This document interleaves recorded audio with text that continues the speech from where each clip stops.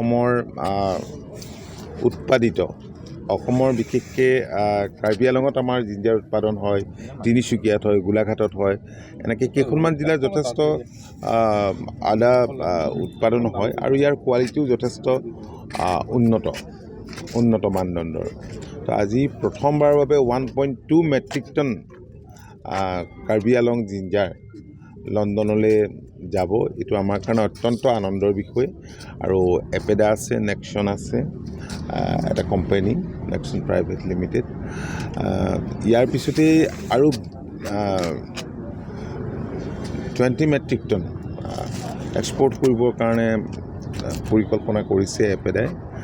এইটো আমাৰ কাৰণে অত্যন্ত আনন্দৰ বিষয়, কাৰণ আপোনালোকে জানে যে এটা সময়ত অসমৰ খেতিয়কে কল্পনা কৰিব পৰা নাছিল যে অসমৰ উৎপাদিত ফচল কেতিয়াবা বিদেশৰ বজাৰত যাব।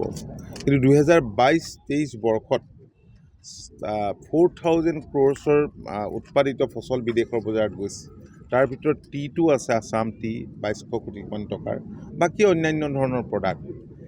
এতিয়া অসম চৰকাৰে যোৱা সময়ছোৱাত মাননীয় মুখ্যমন্ত্ৰী দূৰদৰ্শী নেতৃত্বত আমাৰ সকলো প্ৰডাকশ্যনেই বৃদ্ধি কৰিবৰ কাৰণে বহুত পৰিকল্পনা কৰিছে। তাৰ কাৰণে ফাৰ্ম মেকানাইজেশ্যন কৰিছে আৰু বেলেগ বেলেগ ভাৰত চৰকাৰ আৰু অসম চৰকাৰে দিয়া সুবিধাবোৰ খেতিয়কক সঠিকভাৱে দিবলৈ আমি সকলোৱে চেষ্টা কৰিছোঁ। আৰু সেইকাৰণেই এতিয়া ধানৰ উৎপাদনো বাঢ়িছে, অন্যান্য প্ৰডাকশ্যনবিলাকো বৃদ্ধি পাইছে।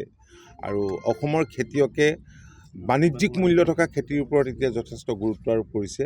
আৰু অসমৰ নতুন প্ৰজন্মৰ যিসকল যুৱক যুৱতী আছে, শিক্ষিত যুৱক যুৱতী আছে, এইসকল কৃষি খণ্ডৰ লগত জড়িত হৈ পৰিছে। আজি কেইটামান দিনৰ আগতে মাননীয় মুখ্যমন্ত্ৰী ডাঙৰীয়াই 254টা ফাৰ্মাৰ্ছ প্ৰডিউচাৰ্ছ কোম্পানীক 12 লাখকৈ টকা দিছে। 15 লাখকৈ দিয়াৰ টাৰ্গেট আছিল, 12 লাখ প্ৰথম পৰ্যায়ত দিছে।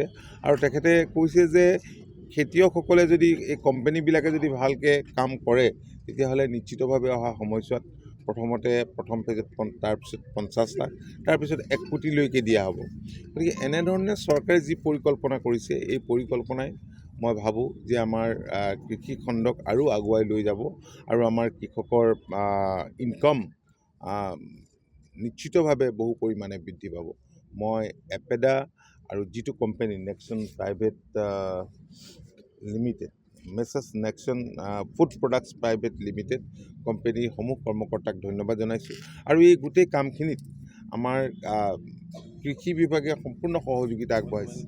আমাৰ ইয়াত আজি এগ্ৰিকালচাৰ প্ৰডাকশ্যন কমিশ্যনাৰ আছে, ডাইৰেক্টৰ আছে, এপেডাৰ জেনেৰেল মেনেজাৰকে ধৰি এপেডাৰ নৰ্থ ইষ্টৰ যিসকল দায়িত্বপ্ৰাপ্ত বিষয়া আছে সেইসকলকো আছে, ফাৰ্মাৰ্ছো ইয়াত আহিছে। মই সকলোকে বহুত বহুত ধন্যবাদ আৰু কৃতজ্ঞতা জনাইছোঁ। কি দৰত বিক্ৰী হ'ব এই মানে কৃষকৰ পৰা কেনেধৰণে কিনিছে? নাই, চাওক, প্ৰথম কথা হ'ল যে এইবিলাকতো ইয়াতো বিক্ৰী হয়। লোকেল এই যিবিলাক আমাৰ যিবিলাক উৎপাদিত ফচল আছে, এইবিলাক ইয়াতো বিক্ৰী হয়। কিন্তু আমাৰ কৃষকক আমি যদি বেছি দামত বিক্ৰী কৰাৰ সুবিধা দিব পাৰোঁ, সেইটো আমাৰ কাৰণে এটা আশাপ্ৰদ কথা। আৰু ইয়াৰ ফলত আমাৰ কৃষকসকল বেছি লাভান্বিত হ'ব আৰু উপকৃত হ'ব। সেইকাৰণে বেছি দৰ পাইছে কাৰণে ইয়ালৈ কোম্পানীৰ মাজত সোমোৱাৰ কাৰণে অকণমান এই কামটোতো কোনোবাই কৰিব লাগিব। এইটো পোনপটীয়াকৈ কৃষকসকলক কৰাত স্বাভাৱিকতে অসুবিধা আছে। আপোনালোকে জানেই যে ইয়াত এইবিলাক যিবিলাক আমাৰ ইণ্টাৰনেশ্যনেল এগ্ৰি হৰ্টিজ শ্ব' মাজে মাজে হয়, এইবিলাকত B2B কণ্টেক্টটো হয়। কৃষকসকলে ইজনে একদম পোনপটীয়াভাৱে যোগাযোগৰ ব্যৱস্থাও কৰে। তেনেকৈ বহুত কৃষকে পঠিয়াইছে এতিয়া, কিন্তু এই ক্ষেত্ৰত এপেডাই ছাপোৰ্ট দিছে আমাক আৰু এই কোম্পানীটোৱে ছাপোৰ্ট দিছে। যিবিলাক খেতিয়ক, আপোনালোকে খেতিয়কসকলক সুধিলেই গম পাব, যিবিলাকে ভালদৰে খেতি কৰিছে সেইবিলাকে নিজৰ চেষ্টাটোতো লাগিবই, নিজৰ ইনিচিয়েটিভ লাগিব।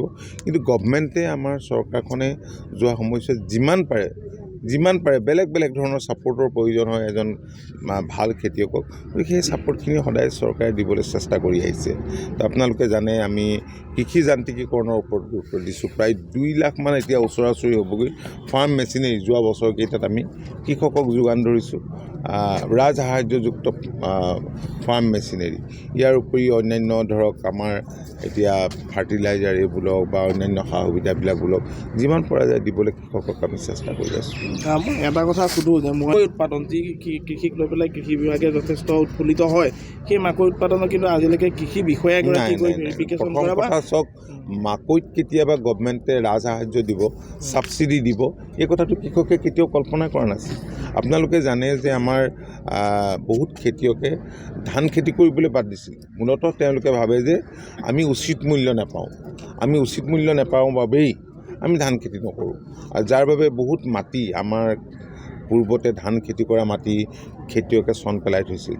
যেতিয়া MSP দিয়া চৰকাৰে আৰম্ভ কৰিলে, মিনিমাম ছাপোৰ্ট প্ৰাইচ, তেতিয়াৰ পৰা এতিয়া বহুত খেতিয়কে চন পেলাই থোৱা মাটিত তেওঁলোকে খেতি কৰা আৰম্ভ কৰিলে। আৰু ইয়াৰ উপৰিও অতিৰিক্তভাৱে আকৌ ৰাজসাহাৰ্য দিছে, ধানত ৰাইচত দিছে, ঠিক পেডিত দিছে, ইয়াৰ উপৰিও মেইজত দিছে, এডিশ্যনেল ছাবচিডি দিছে গভমেণ্টে MSPৰ উপৰিও, ঠিক তেনেকৈ মাষ্টাৰ্ডত দিছে, যাৰ বাবে খেতিয়ক এতিয়া খেতি কৰিবৰ কাৰণে বেলেগ খেতি কৰিবৰ কাৰণে বাণিজ্যিক মূল্য থকা খেতি কৰিবৰ কাৰণে খেতিয়কসকল আগবাঢ়ি আহিছে। এইটো আমাৰ কাৰণে এটা আনন্দৰ বিষয়। ঠিক আছে।